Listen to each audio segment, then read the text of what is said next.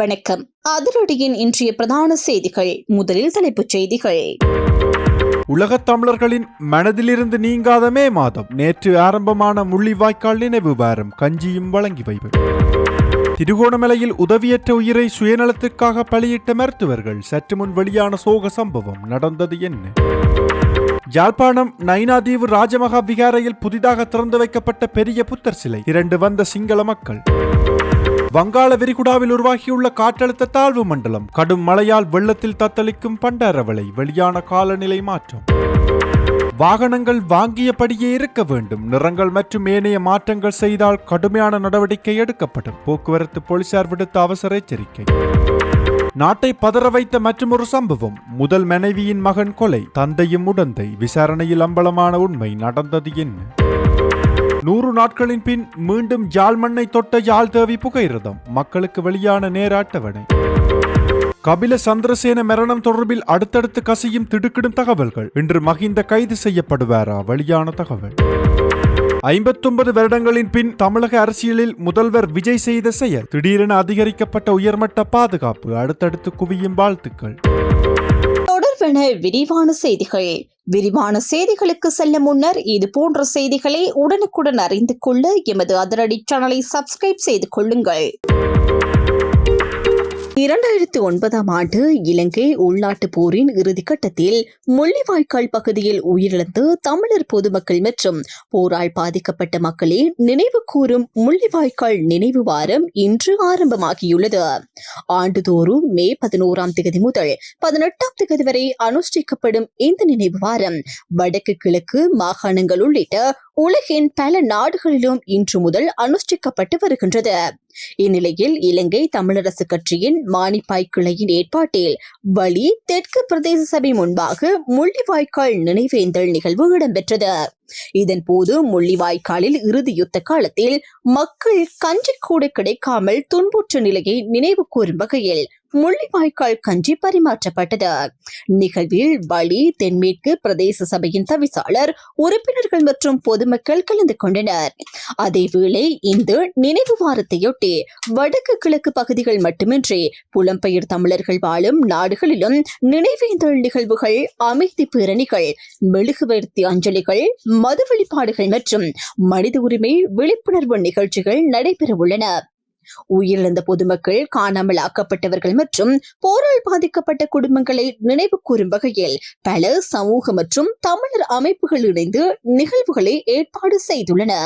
2009ஆம் ஆண்டு மே மாதத்தில் நடைபெற்ற போரின் இறுதிக்கட்டம் இலங்கை வரலாற்றின் மிக துயரமான மனிதாபிமான சம்பவங்களில் ஒன்றாக கருதப்படுவதுடன் ஆயிரக்கணக்கான பொதுமக்கள் உயிரிழந்ததாக சர்வதேச மனித உரிமை அமைப்புகள் பலமுறை சுட்டிக்காட்டியுள்ளமை குறிப்பிடத்தக்கது.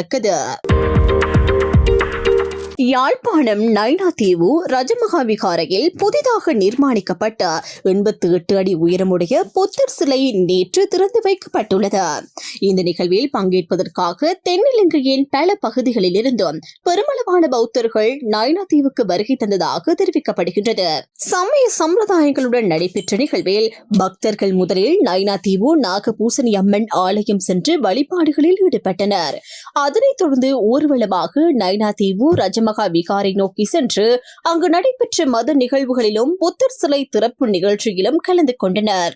88 அடி உயரமுடைய இந்த புத்தர் சிலை நைனாதீவு ராஜமகா விகாரையின் புதிய அடையாளங்களில் ஒன்றாக கருதப்படுவதாகவும் தெரிவிக்கப்படுகின்றது.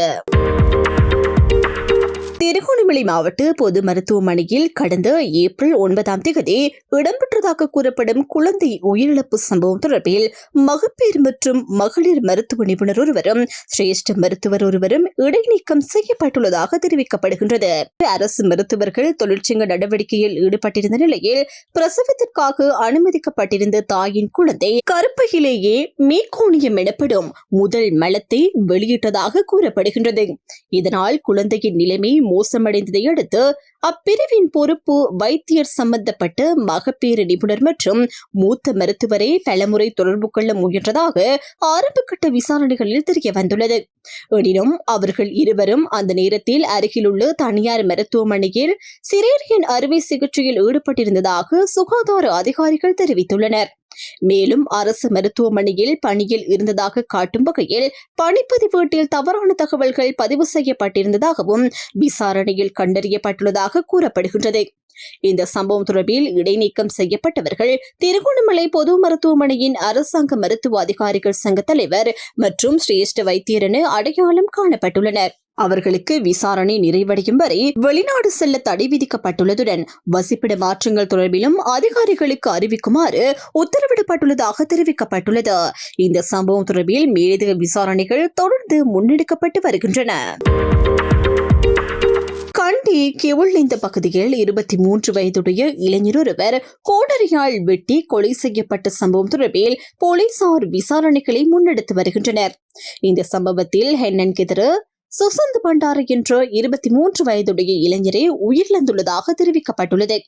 உயிரிழந்த இளைஞரின் தாய் ஏற்கனவே மரணமடைந்த நிலையில் அவரது தந்தை 2வது திருமணம் செய்திருந்ததாக கூறப்படுகின்றது.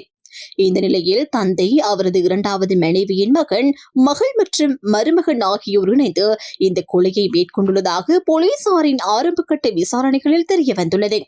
சந்தேக நபர்கள் தமது வீட்டின் முன்பாக சிறிய உணவகம் ஒன்றை நடத்தி வந்ததாகவும் தெரிவிக்கப்பட்டுள்ளது. தாக்குதலுக்கு பயன்படுத்தப்பட்டதாக சந்தேகிக்கப்படும் கோடரி அருகில் உள்ள நீரோடியொன்றில் வீசப்பட்டுள்ளதாக தகவல்கள் வெளியாகியுள்ள நிலையில் அதனை மீட்கும் நடவடிக்கைகளை போலீசார் ஆரம்பித்துள்ளனர். சம்பவம் தொடர்பான மேலதிக விசாரணைகளை கண்டி போலீசார் தொடர்ந்து முன்னெடுத்து வருகின்றனர். பண்டாரவளி மற்றும் அதன் சுற்று வட்டார பகுதிகளில் தொடர்ச்சியாக பெய்து வரும் கடும் மழையால் நகரின் பல பகுதிகள் வெள்ளத்தில் மூழ்கியுள்ளன. நேற்று பெய்த அடைமழை காரணமாக பண்டாரவளி நகரின் வடிகால் அமைப்புகள் நிரம்பி வழிந்ததுடன் வெள்ள நீர் பிரதான வீதியின் மற்றும் தாழ்நில பகுதிகளுக்குள் புகுந்துள்ளன. இதன் காரணமாக நகரின் பல வர்த்தக நிலையங்களுக்குள்ளும் வெள்ள நீர் புகுந்துள்ளதாக தெரிவிக்கப்படுகின்றது. அதேவேளை வீதியில் உள்ள நீர் அதிக அளவில் தேங்கியதால் வாகனங்கள் மற்றும் மோட்டார் சைக்கிள்களின் போக்குவரத்தும் கடுமையாக பாதிக்கப்பட்டுள்ளது. குறிப்பாக பண்டாரவளை, பதுளை மற்றும் பண்டாரவளை தியத்தலாவு பிரதான வீதியில் நீண்ட வாகன நெரிசல் ஏற்பட்டுள்ளதாக தெரிவிக்கப்பட்டுள்ளது. வெள்ள நீரை வெளியேற்றவும் நிலைமையை கட்டுப்பாட்டுக்குள் கொண்டு வரவும் நகர சபையினரும் போலீசாரும் இணைந்து அவசர நடவடிக்கைகளை முன்னெடுத்து வருகின்றனர். இதனிடையே மண் சரிவு அபாயம் காணப்படும் பகுதிகளில் வாழும் மக்கள் மிகுந்த அவதானத்துடன் இருக்குமாறு அனர்த்த முகாமைத்துவ மத்திய நிலையம் எச்சரிக்கை விடுத்துள்ளது. தொடர்ச்சியாக மழை பெய்து வருவதால் மலைப்பாங்கான வீதிகளில் பயணிக்கும் சாரதிகள் மிகவும் கவனமாக வாகனங்களை செலுத்துமாறும் போக்குவரத்து போலீசார் அறிவுறுத்தியுள்ளனர். அதேவேளை நாட்டின் தற்போதைய வானிலை நிலைமை தொடர்பில் வளிமண்டலவியல் திணைக்களமும் விசேட எச்சரிக்கை அறிவிப்பொன்றை வெளியிட்டுள்ளது. வங்காள விரிகுடா பகுதியில் உருவாகியுள்ள குறைந்த காற்றழுத்த பகுதியின் தாக்கத்தால் நாட்டின் பல பகுதிகளில் நிலவும் மழையுடனான வானிலை அடுத்து சில நாட்களுக்கும் தொடரும் என எதிர்வு கூறப்பட்டுள்ளது. இதன் காரணமாக சில பகுதிகளில் இடியுடன் கூடிய மழை, பலத்த காற்று மற்றும் கடும் மழை வீழ்ச்சி பதிவாகும் வாய்ப்புள்ளதாகவும் தெரிவிக்கப்பட்டுள்ளது. எனவே பொதுமக்களும் மீனவர்களும் வானிலை அறிவிப்புகளை தொடர்ந்து கவனத்தில் கொண்டு அவதானத்துடன் செயற்படுமாறு அதிகாரிகள் கேட்டுக் கொண்டுள்ளனர். சட்டவிரோதமாக மாற்றியமைக்கப்பட்ட வாகனங்களுக்கு எதிராக நாடு முழுவதும் கடுமையான நடவடிக்கைகள் மேற்கொள்ளப்பட உள்ளதாக காவல்துறை எச்சரிக்கை விடுத்துள்ளது. நாட்டின் வீதி பாதுகாப்பையும் பொதுமக்களின் உயிர் பாதுகாப்பையும் உறுதிப்படுத்தும் நோக்கில் இந்த நடவடிக்கைகள் முன்னெடுக்கப்படுவதாக தெரிவிக்கப்பட்டுள்ளது.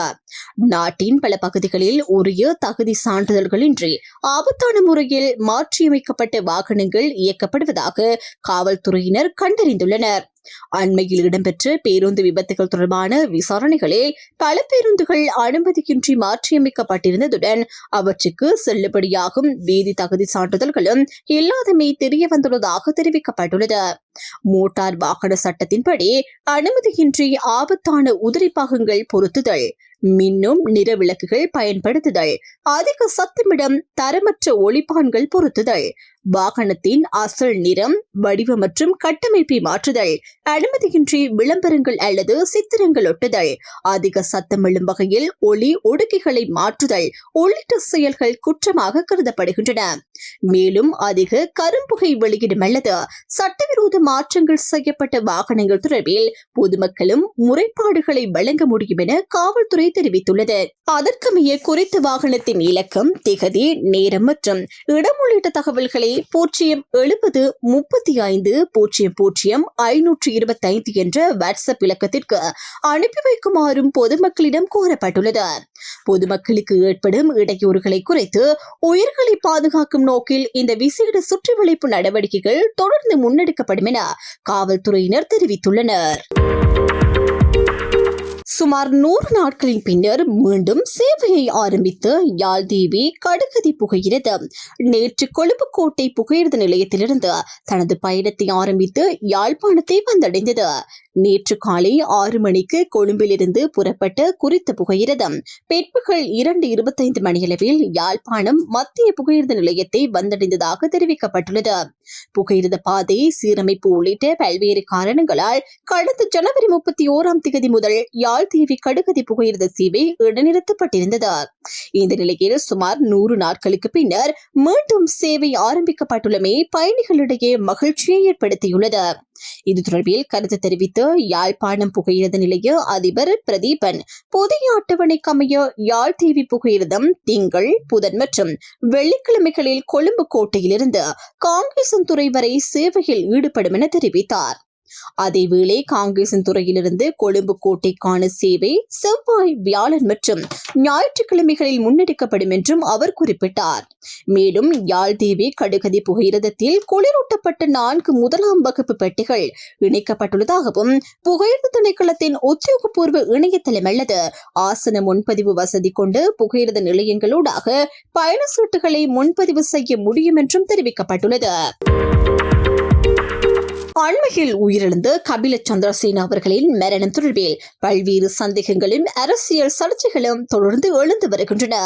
ஆரம்பத்தில் இது தற்கொலை எனும் கோணத்தில் விசாரணைக்கு உட்படுத்தப்பட்டிருந்தாலும் பின்னர் வெளியான தகவல்கள் காரணமாக அவர் திட்டமிட்டு கொலை செய்யப்பட்டிருக்கலாம் என்ற சந்தேகமும் வலுப்பெற்றுள்ளது.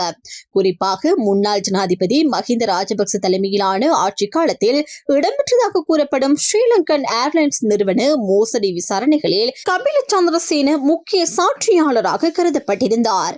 அவரிடம் முன்னெடுக்கப்பட்ட விசாரணைகளின் போது உயர்மட்ட அரசியல் தொடர்புகள் குறித்து தகவல்கள் வெளியாகியதாக கூறப்பட்ட நிலையில் மஹிந்த ராஜபக்சவையும் விசாரணைக்கு அழைக்கும் நடவடிக்கைகள் ஆரம்பிக்கப்பட்டிருந்தன. இந்த சூழ்நிலையிலேயே கபில சந்திரசேன சந்தேகத்திற்கிடமான முறையில் உயிரிழந்தமை அரசியல் மற்றும் சமூக வட்டாரங்களில் பெரும் அதிர்வலிகளை ஏற்படுத்தியுள்ளது. அவரது சடலம் பூட்டப்பட்ட அறைக்குள் மீட்கப்பட்டதாக ஆரம்ப தகவல்கள் தெரிவிக்கப்பட்ட போதும் பின்னர் கழுத்து இறுக்கப்பட்ட நிலையில் தரையில் காணப்பட்டதாக தகவல்கள் வெளியாகின. அதேவேளை கபில சந்திரசேனவின் மரணத்திற்கு முன்னர் வழங்கப்பட்டதாக கூறப்படும் கழுத்து பட்டி தொடர்பிலும் விசாரணைகள் நடைபெற்று வருகின்றன. இந்த மரணம் தொடர்பில் சமூக ஊடகங்களிலும் அரசியல் வட்டாரங்களிலும் பல்வேறு ஊடகங்கள் மற்றும் குற்றச்சாட்டுகள் முன்வைக்கப்பட்டு வருகின்றன. எனினும் இதுவரை அதிகாரப்பூர்வமாக கொலை என உறுதிப்படுத்தப்படவில்லை என்பதும் குறிப்பிடத்தக்கது. இதற்கிடையில் முன்னர் விசாரணைக்கு ஆஜராக மறுத்ததாக கூறப்பட்டு மஹிந்த ராஜபக்ச தற்போது விசாரணைக்கு ஒத்துழைப்பதாக தெரிவித்துள்ளமை மேலும் கவனத்தை ஈர்த்துள்ளது. இந்த சம்பவத்தின் உண்மை நிலைமை குறித்து முழுமையான விளக்கத்தை வழங்கும் வகையில் விசாரணைகள் தீவிரமாக முன்னெடுக்கப்படுவதாக அதிகாரிகள் தெரிவித்துள்ளனர். இது இப்படி இருக்க கபில சந்திரசேன தொடர்பான வழக்கில் முன்வைக்கப்பட்டுள்ள சத்திய கடதாசி விவகாரம் தற்போது மீண்டும் அரசியல் விவாதத்தை தீவிரப்படுத்தியுள்ளது. சஞ்சீவ எதிரிமான கூறுவதன்படி கபில சந்திரசேன நீதிமன்றத்தில் சமர்ப்பித்ததாக கூறப்படும் சத்திய கடதாசி சாதாரண வாக்குமூலங்களை விட மிக உயர்ந்த சட்ட பலம் கொண்டது என்பதால் அதில் உள்ள தகவல்களை முழுமையாக ஆராய வேண்டும் என அவர் வலியுறுத்தியுள்ளார். அவர் குறிப்பிட்டுள்ளதாவது, போலீஸ் விசாரணைகளில் வழங்கப்படும் வாக்குமூலங்கள் சில சமயங்களில் அழுத்தம் அல்லது பயம் காரணமாக பெறப்படக்கூடும் என்பதால் அவற்றின் நம்பகத்தன்மை கேள்விக்குள்ளாகலாம். ஆனால் நீதிமன்றத்தில் வழங்கப்படும் சத்திய கடதாசிகள் சட்ட ரீதியாக அதிக முக்கியத்துவம் கொண்டவை என்பதால் அவற்றை புறக்கணிக்க முடியாது என அவர் தெரிவித்துள்ளார். மேலும் இந்த சத்திய கடதாசிகள் விசாரணை அதிகாரிகள் தமக்கு அழுத்தம் கொடுத்ததாகவும் தவறான வாக்குமூலம் வழங்காவிட்டால் ஆபத்து ஏற்படும் என அச்சுறுத்தப்பட்டதாகவும் குற்றச்சாட்டுகள் இடம்பெற்றுள்ளதாக அவர் கூறியுள்ளார். இதனை அடிப்படையாக கொண்டு விசாரணைகள் எவ்வாறு நடத்தப்படுகின்றன, அவை எவ்வளவு நீதியானவை என்பதையும் மறுசீலனை செய்ய வேண்டும் எனவும் அவர் வலியுறுத்தியுள்ளார். அதேவேளை கடந்த கால சில பிரபல வழக்குகளை மேற்கோள் காட்டி ஆரம்பகட்ட வாக்குமூலங்களை மட்டும் அடிப்படையாக கொண்டு முடிவுகள் எடுக்கப்படுவது தவறான முடிவுகளுக்கு வழிவகுக்கலாம் எனவும் அவர் சுட்டிக்காட்டியுள்ளார். இந்த விவகாரம் தற்போது அரசியல் வட்டாரத்திலும் சட்ட வட்டாரத்திலும் மேலும் கவனத்தை ஈர்த்து வருவது குறிப்பிடத்தக்கது. மஹிந்த ராஜபக்ச லஞ்ச ஆணைக்குழுவில் முன்னிலையாவது தொடர்பான விவகாரம் அரசியல் மட்டத்தில் மீண்டும் கடும் விவாதத்தை உருவாக்கியுள்ளது. சாகர காரியவசம் தெரிவித்துள்ளதாவது, நாட்டின் போருக்கு முடிவு கொண்டு வந்ததும் அபிவிருத்தியில் முக்கிய பங்கு வகித்த முன்னாள் ஜனாதிபதி மஹிந்த ராஜபக்ச எவ்வாறு விசாரணைக்கு அழைக்கப்படுவது குறித்து தங்கள் தரப்பில் வருத்தமும் அதிருப்தியும் நிலவுகின்றது என கூறியுள்ளார். அவர் கூறியதாவது, மஹிந்த ராஜபக்ச இன்று காலை 9 மணிக்கு லஞ்ச ஆணைக்குழுவில் முன்னிலையாவார் என்றும் அவர் விசாரணைக்கு ஒருபோதும் மறுப்பவர் அல்ல, சட்ட நடைமுறைகளுக்கு ஒத்துழைப்பார் என்றும் தெரிவித்துள்ளார். அதேவேளை மஹிந்த ராஜபக்சவுக்கு மறைக்க எதுவும் இல்லை, அவர் எந்த இடத்திற்கும் அழைக்கப்பட்டாலும் செல்ல தயாராக உள்ளார் என்றும் அவர் வலியுறுத்தியுள்ளார். மேலும் முன்னதாக மஹிந்த ராஜபக்சவின் சொத்துக்கள் உகண்டா மற்றும் துபாய் போன்ற நாடுகளில் இருப்பதாக அரசு தரப்பில் கூறப்பட்டிருந்தாலும் பின்னர் அத்தகைய தகவல்கள் தெளிவற்றதாக மாறியுள்ளதாகவும் அவர் சுட்டிக்காட்டியுள்ளார். இது தொடர்பாக வெளிநாடுகளில் சொத்துக்கள் மற்றும் நிதி நகர்வுகள் குறித்து பல நாடுகளில் விசாரணைகள் நடைபெற்று வருவதாகவும் அரசாங்க அமைச்சர்கள் சிலர் இதனை உறுதிப்படுத்தி இருந்ததாகவும் தகவல்கள் வெளியாகியுள்ளன. இந்த சூழலில் மஹிந்த ராஜபக்ச தொடர்பான விசாரணை மீண்டும் இலங்கை அரசியலில் முக்கிய பேசுபொருளாக மாறியுள்ளது. தமிழக சட்டப்பேரவை தேர்தலில் வெற்றி பெற்ற உறுப்பினர்கள் நேற்று சட்டமன்ற உறுப்பினர்களாக முறையாக பதவியேற்றனர். இதனைத் தொடர்ந்து தமிழக முதலமைச்சர் விஜய், முன்னாள் முதலமைச்சர் மு.க.ஸ்டாலின் மற்றும் பல்வேறு கட்சித் தலைவர்களை மரியாதை நிமித்தமாக சந்தித்துள்ளார். மு.க.ஸ்டாலினை சந்தித்த பின்னர் வைகோ, பாமக தலைவர் அன்புமணி ராமதாஸ் மற்றும் நாம் தமிழர் கட்சி தலைவர் சீமான் ஆகியோர்களையும் விஜய் சந்தித்துள்ளார். மேலும் இன்று விடுதலை சிறுத்தைகள் கட்சி தலைவர் திருமாவளவனை சந்திக்க உள்ளதாக தகவல் வெளியாகியுள்ளது. அத்துடன் அதிமுக பொதுச் செயலாளர் எடப்பாடி பழனிசாமியையும் முதலமைச்சர் விஜய் விரைவில் சந்திக்க உள்ளதாகவும் கூறப்படுகின்றது.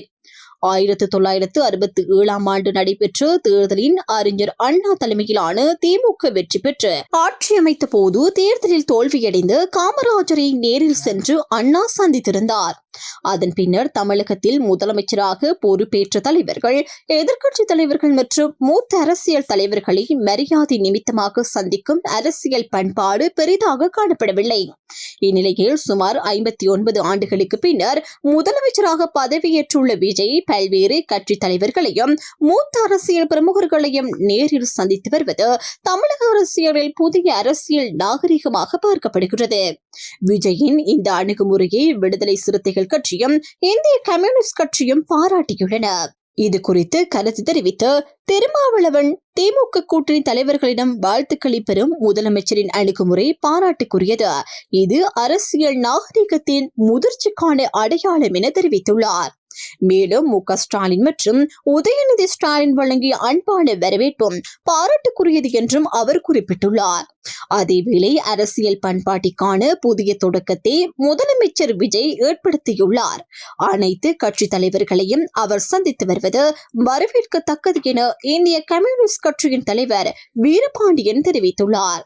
இது இப்படி இருக்க, தமிழக முதலமைச்சர் விஜய்க்கு நேற்று காலை முதல் Z+ பிரிவு பாதுகாப்பு வழங்கப்பட்டுள்ளதாக தகவல்கள் வெளியாகியுள்ளன. இதற்கு முன்னர் Y பிரிவு பாதுகாப்பில் இருந்த விஜய்க்கு தற்போது உச்சக்கட்ட பாதுகாப்பு ஏற்பாடுகள் செய்யப்பட்டுள்ளதாக தெரிவிக்கப்படுகின்றது. அதன்படி 55 மத்திய பாதுகாப்பு படையினரை கொண்ட குழு 24 மணி நேரமும் பாதுகாப்பு வழங்க உள்ளதாக கூறப்பட்டுள்ளது. இந்த பாதுகாப்பு குழுவில் NSG கமாண்டோக்களும் இணைக்கப்பட்டுள்ளதுடன் அவர்களுக்கு அதிநவீன MP5 சப்மிஷன் பாதுகாப்புகளும் வழங்கப்பட்டுள்ளன. மேலும் முதலமைச்சர் விஜயின் பாதுகாப்பை உறுதிப்படுத்தும் வகையில் குண்டு துளைக்காத வாகனம் மற்றும் பைலட் கார் ஆகியவையும் பயன்படுத்தப்பட உள்ளதாக தெரிவிக்கப்பட்டுள்ளது.